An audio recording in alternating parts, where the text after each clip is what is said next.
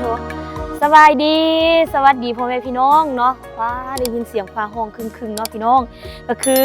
ฝนตกหากะเซาเนาะพี่น้องตอนนี้คือเฮาอยู่สวนเนาะเฮาอยู่สวนเฮาก็มาเฮ็ดเวียกปกติแหละแต่ว่าเมื่อกี้หั่นน่ะฝนตกเนาะก็เลยได้แล่นเข้าโฮมเนาะให้พี่น้องเบิ่งบรรยากาศยามฝนตกเซาก็คือฟ้าหลังฝนสดใสเสมอเนาะพี่น้องมึงฝน น้ำฝนเมื่อกี้คือว่าตกแห้งเนาะเดี๋ยวนี้ก็คือเอื้อนแล้วเนาะบ่ฮู้ว่าตอนกลางค่ำกลางคืนที่ตกอีกบ่เนาะเพราะว่าก็อากาศช่วงนี้แบบมันอบอ้าวพี่น้องมันอบอ้าวเนาะหลังจากที่แบบว่าฤดูหนาวผ่านไปเข้ามาฤดูร้อนเนาะก็เริ่มมีมะม่วงคันว่าฝนบ่ตกจักเม็ดก็บ่มีแหละมะม่วงให้กินเนาะมื้อนี้ก็เลยว่าสิพาพี่น้องเนาะมาเฮ็ด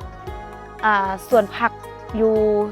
สวนนี่แหละเพราะว่าเขาก็เฮ็ดสวนผักแต่แล้วก็ผักมีสีไข่ของเขาก็เริ่มงามแล้วแม่ก็ฝากฝังได้มาสวนนี่ต้องได้เฮ็ดนี่เฮ็ดนั่นเด้อเพราะว่าเราก็เฮ็ดปลาไว้แดนะแล้วก็สิได้เมื่อพาพี่น้องมาเบิ่งสวนมาชมสวนของอีแม่ที่เพิ่นเฮ็ดหลายฟ้าหลายปีเนาะ 2-3 ปีแล้วที่เพิ่นเฮ็ดสวนของเพิ่นหั่นน่ะแต่ว่าช่วงนี้ก็คือผักเพิ่นก็เริ่มงามเนาะสิพาพี่น้องมาเบิ่งสวนผักของเพิ่นเศรษฐกิจพอเพียงเนาะล้อเลี้ยงชีวาแบบว่ายามนี้ฝนมาแล้วก็เฮาก็สิได้ปลูกผักปลูกมีกินผักกินมีที่เฮาปลูกตามธรรมชาติเนาะเพราะว่าก็คือนุ่นพาพี่น้องไปตลาดนั่นแหละของกินอยู่ตลาดลาวตลาดไทยมันบ่ได้แตกต่างกันหลายปานใดดอกบางอย่างก็คือแพงกว่าอยู่ไทยแต่ว่าบางอย่างก็อยากซ้ำกันเนาะพี่น้องเพราะว่าก็เป็นเครื่องของที่แบบว่าเขาเจ้านำเข้าอยู่ไทยคืออันหลายคนว่าเห็นนุ่นไปซื้อกุ้งซื้อหยังเนาะโอ้ยก่อนสิฮอดพี่ก็น่าจะเน่าแล้วคันว่าบ่แซ่แข็งหั่นนะโอ้ยก็บ่ให้ว่าเลยอันนั้นน่ะพี่น้องเนาะเพราะว่าอยู่บ้านเฮามันบ่ได้มีทะเลมีหยังบ่มีทะเลหั่นนะแต่ของกินของไส้อีหยังต่างๆส่วนหลายก็จะนำเข้าจากประเทศไทยหั่นแหละเนาะพี่น้องเดี๋ยวมื้อนี้นุ่นก็สิพาพี่น้องเนาะเมื่อเบิ่งสวนผักของอีแม่เนาะเดี๋ยวสิเป็นจังได๋ก็สิพาพี่น้องเมื่อพุ่นเนาะว่าฝนตกหาก็เอื้อนบรรยากาศคือดีอากาศเย็นพี่น้องเนาะนี่เย็นดีขนาดเลยเอากระเกียมเครื่องเอาแล้วนี่ทั้งเขาบกแดดทั้งผ้าเลยเนาะเขาจะเมื่อสวนนี่เนาะอันนี้มันแฮทรายอีเมแบกยูรุมพุ่นขึ้นมาเนาะขนยูรุมพุ่นขึ้นมาพี่น้องแล้วก็เขากอหนองนี่หนองก็ถือว่าแล้วเป็นที่เรียบร้อยพี่น้องเด้ตามนี่ก็ถมแล้วเนาะตามนี่ก็ถมแล้วเนาะถมมาแล้วก็พากันกอกันแล้วพุ่นหน่อยมึงทั้งพุ่นเนาะกอกันแล้วพุ่นแล้วหมดแล้วเนาะกอแล้วก็พากันถมดินนี่ใส่เวลาพอสมควรพี่น้องบ่ได้จ้างไผเลยเนาะถมดินมีแต่ว่าเฮาซื้อเครื่องกอนี่ก็หมดหลายเติบเนาะเพราะว่ามันน่าจะหมดประมาณ5-6 ล้านถึง10นี่แหละประมาณนี้แหละพี่น้องเพราะว่าอีหยังมันก็แพงเนาะนับแต่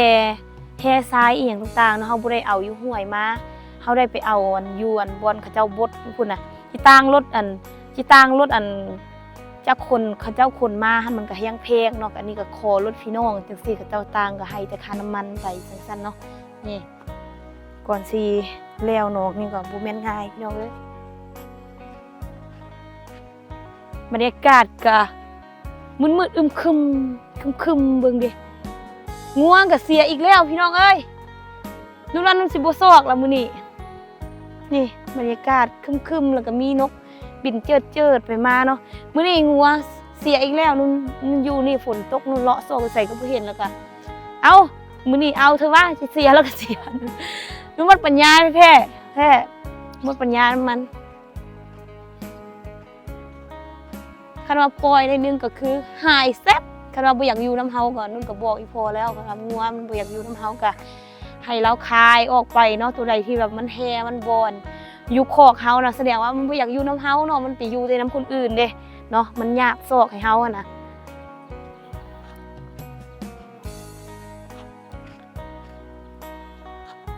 นี่เนาะพี่น้องเฮาก็สิมาเฮ็ดสวนให้แม่เนาะมาฮอดสวนแล้วแถวนี้เลยเฮาจะถางนะแต่ว่าก่อนจะถางเขาจะพาพี่น้องมาชมสวนของเฮาก่อนพี่น้องนี่อันนี้เพิ่นปลูกผักบงเพิ่นปลูกผักบงเพิ่นแล้วนี่มื้อนึงก็สิได้กินแล้วได้ผักบงบักงามเนาะผักบงมีมักเพชรมักหยัง แถวนี้ก็เป็นโซนอันผักหอมอันนี้นะนี่ผักหอมลาบเนาะแต่ว่าก็คือเฮาบ่ใส่ขี้หมูใส่หยังแล้วมันก็จะอันนี้แหละนี่โซนผักของอีเมอันนี้เพิ่นหวานผักใหม่ได้นี่ผักบัวอันนี้ก็ผักบัวพี่น้องหวานผักบัวหวังสิขายพี่น้องหวังเฮ็ดเกษตรขายอันนี้แหละเฮ็ดผักเฮ็ดมีขายเด้ผักบัวนี่ก็ปลูกผักบัวเนาะนี่ส่วนผักของเพิ่นก็สิประมาณนี้พี่น้องนี่แม่นแต่ผักบัวเนาะอันนี้ผักกาดมีแต่นานเดียวนี่แต่ว่าก็ยังน้อยคือกันส่วนหลายช่วงนี้ก็คือเฮาก็ซื้อผักกาดซื้อแต่แนวอยู่แนวกินให้พี่น้องผักบัวเบิดนี่มักเล่นก็อันนี้มันปลูกเนาะดำน้อยส่วนหลายแล้วเพิ่นอยากปลูกอันนี้มันจะเป็นมะเขือที่กินใบได้หั่นน่ะนี่มันบ่ได้ซาเด้อเฮาเก็บกินได้ปกติเนาะเพิ่นก็จะปลูกหลายเป็นพิเศษหน่อยนึงเนาะโอ้ยหัวนี่มันก็หลายฟ้าหลายปีเนาะน่าจะ 3-4 ปีแล้วที่เพิ่นเฮ็ดสวนอยู่นี่เนาะนี่ผักบัวของเพิ่นปลูกนี่สวนนี่แม่งามบ่พี่น้องคือเพิ่นปลูกที่ขายยามช่วงฤดูฝนว่าช่วงฤดูฝนหั่นอยู่หมู่บ้านของเฮานี่เขาเจ้าจะบ่นิยมปลูกผักหอมแล้วบัดนี้เฮาก็ได้ขายเนาะแต่ว่าช่วงนี้หั่นน่ะมันจะบ่ได้ขายเพราะว่าปลูกก็เฮาก็บ่ได้ขายเนาะคันว่าคนอื่นบ่ปลูกนี่เฮาปลูกนี่มันจึงสิได้ขายเนาะแต่ว่าเฮาไปตลาดโอ้ยเขาปลูกหลายเนาะมันงามของเขาน่ะแต่ว่าเฮาอาศัยปลูกขายฤดูฝนเอานี่อันนี้ก็แม่นผักบัวปีกายยังกล้าฮอดปีนี้เนาะยังแบบขยายมาอยู่นี่แหละบ่กล้าทิ่มเนาะพี่น้องนี่ก็จะประมาณนี้ส่วนของอีเมเนาะช่วงนี้ก็บ่ได้ปลูกผักที่แบบว่าเฮาจะกินได้เลยหั่นน่ะผักกาดบางอย่างก็คือแบบว่าเพิ่นบ่ได้ปลูกอีเมว่าปลูกช่วงนี้มันบ่งามมันแดดจ้าเกินไปอะนะผักมีสีไข่คันว่าหูดน้ำหดน้ำบ่ทั่วถึงเนาะมันก็จะเฮ็ดให้ผักเฮาบ่งามเนาะแม่ก็เลยบ่ปลูกแล้วก็ปลูกผักบัวแทนเอาเนาะผักอันอื่นมันก็บ่ปลูกก็คือปีกายเนาะสิว่าให้พี่น้องฟังปีกายนี่เพิ่นขายผักบัวได้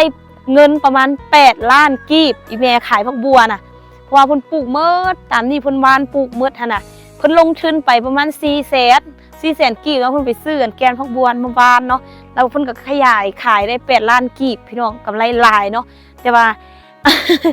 เฮาต้องได้ใช้เวลาในการปลูกก็คือเฮาปลูกช่วงนี้นี่ไปขายช่วงเดือน8เข้าใจบ่ช่วงเดือนสิงหาประมาณนี้เนาะมันดนมันใช้เวลาดนเนาะเกษตรนี่แม่ก็บ่เคยปะเคยทิ่มอีแม่เป็นคนดูมันเนาะจะมาลงมือทางแล้วก็จะบกแถวนี้แล้วพี่น้องเอ้ย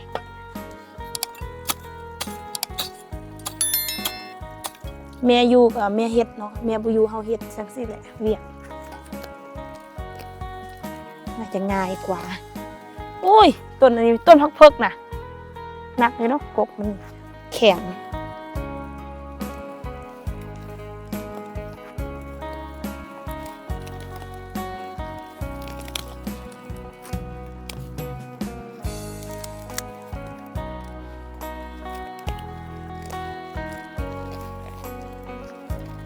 โอ้โห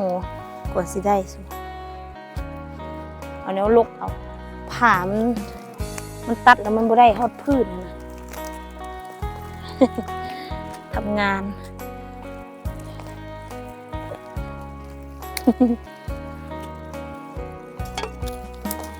แบบซี่แหละอยู่หัวในสวนปกติเลยเพิ่นบอกให้แม่ว่าให้แม่หว่านผักกาดอยู่น้ำนี่แต่ว่าเพิ่นก็บ่ทันเพิ่นมาแล้วเพิ่นนั่นมานอนประมาณอาทิตย์นึงเพิ่นเฮ็ดแต่หนองปลาเนาะเพิ่นแปลงหนองปลาของเพิ่นนั่นพอดีแล้วเพิ่นก็กลับบ้านช่วงนี้เพิ่นมามัดแขนอยู่บ้านเลยมัดแขนพี่น้องอันนี้นั่นเนาะเจ้ามีงานตลอด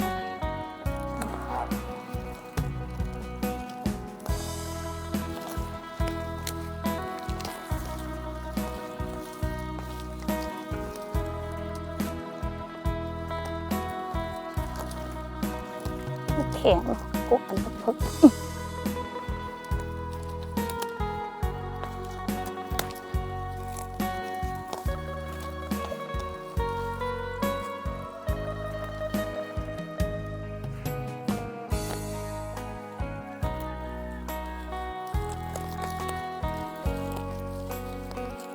โหมันสิได้เนาะโอ้ยได้ทิมอยู่นอกเต้เนาะทิมอยู่นี่เดี๋ยวถือผู้บ่ง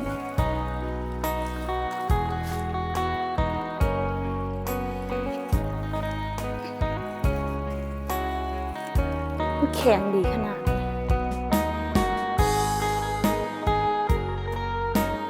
ตอนนี้เนาะพี่น้องเขาลกหญ้าเสร็จเป็นที่เรียบร้อยสะอาดสะอ้างเลยจงแต่อันนั่นแหละยังเป็นแกนอันพักอันนั่นให้แม่เนาะนี่เดี๋ยวนี้สะอาดหมดแล้วด้วยฝีมือ2 มือ ทำงานเร็วมากเขาว่าเพราะว่าช่วงนี้มันเข้าช่วงแบบว่าฝนตกแดดบ่ตกแดดนะเขาก็เริ่มแบบปลูกผักปลูกหยังดิปลูกหยังก็ปลูกไปเนาะอยู่สวนแต่ว่าดินนี่เป็นดินดำน้ำซุ่มช่วงนี้ก็บกได้แล้วช่วงแล้วนี่แม่บอกให้นุ่นมาน้ำไม้บกสวนเด้อลูกไม่อยู่พี่ว่าสั่นนุ่นกับบกนะพี่เพราะมันแข็งขนาดตัวเองย่างไปเลาะภูไปอย่างนึงกับบุไหวแล้วมันเมื่อยโคตรช่วงนั้นมันแดดนะดินก็น่าจะแข็งกับบกเนาะหากับมาบกมื้อนี้เห็นว่าฝนตกแห้งจัดการให้เพิ่น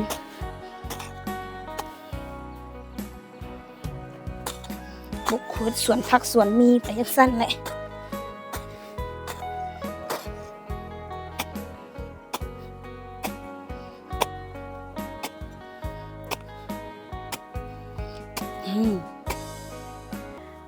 สาวเราทำงานหนักเฮ็ดเวียกหนักได้เบิดเนาะ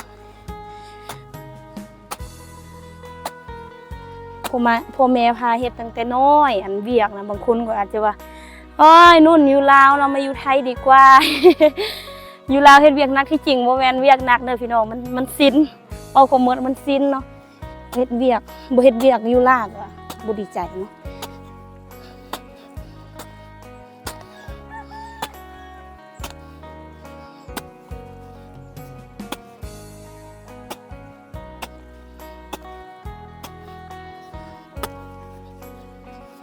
มันเบิกให้แม่หมดได้สวนนี่เบิ่งตัวใดที่แบบว่าเราเฮ็ดสวนผักกาดเนาะกำลังแบบงามๆเราลกออกสินุ่นก็มาตอนใดนุ่นก็มาบกให้เราบกปะไว้เราอยากปลูกอย่างเราก็มาปลูกเนาะ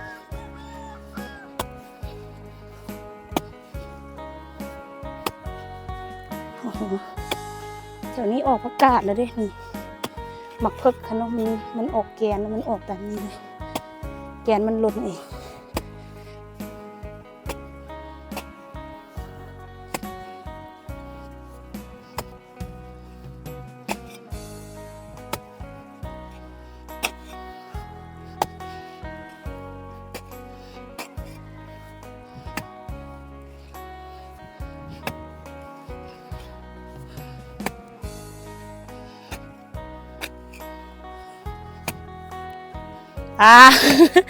ใส่ใจซื้อทำบกเพราะว่าดินมันจะอ่อนแล้วก็บกแบบได้แห้งเรียกว่ากุยออกมาเลยเนาะ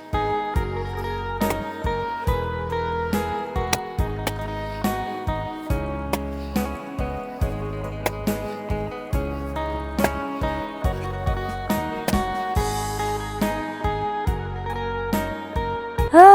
ยเหนื่อยแล้วพี่น้องดิบกแล้วเป็นที่เรียบร้อยเนาะยังจงแกนอันประกาศไว้หน่อยนึงเนาะอันนี้ก็นี่จงปะไว้หน่อยนึงเนาะเพราะว่าอีแม่บ่ทันมาเก็บเทื่อวันจะเก็บเราว่าเราจะเก็บเองเนาะก็เลยจงให้เราเนาะยังน้อยเดียวพี่น้อง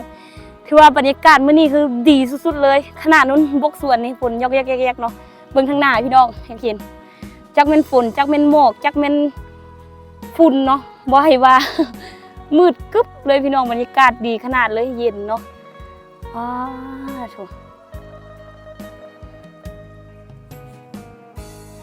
นี่เนาะพี่น้องก็คือบก